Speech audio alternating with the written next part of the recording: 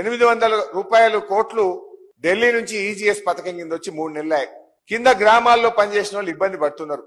దానికి contribution state 350 కోట్లు ఇచ్చి ఈ 1150 మీరు ఖర్చు పెడితే మళ్ళీ వస్తుంది కదా సెకండ్ ఇన్స్టాల్మెంట్ ఢిల్లీకి వెళ్ళి.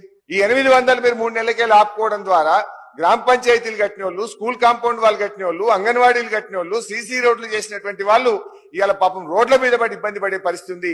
దయచేసి ఢిల్లీ నుంచి వచ్చిన ఈజీఎస్ డబ్బు 800 కోట్లు తక్షణమే విడుదల చేయాలని చెప్పి కోరుతా ఉన్నా. గ్రామ పంచాయతీలు నేను అడుగుతా ఉన్నా మా బట్టి గారిని, ఉప ముఖ్యమంత్రి గారిని, మీ ప్రభుత్వం వచ్చిన తర్వాత ఎన్ని డబ్బులు గ్రామ పంచాయతీలకు ఇచ్చారో చెప్పండి. 8 నెలల కాలంలో గ్రామ పంచాయతీలకు ఏమన్నా 8 రూపాయలు ఇచ్చారా? ఇస్తే ఎప్పుడు ఇచ్చారు, ఎన్ని పైసలు ఇచ్చారో చెప్పండి. బుగ్గలకు పైసలు లేవు, బ్లీచింగ్ పౌడర్ కు పైసలు లేవు, డీజిల్ కు పైసలు లేదు, దోమల మందుకు పైసలు లేవు, గడ్డి మందుకు పైసలు లేని పరిస్థితి. ఇలా వైద్య ఆరోగ్య శాఖకు పంచాయతీ రాజ్కు దగ్గర సంబంధం ఉంటుంది. పంచాయతీ రాజ్ శాఖ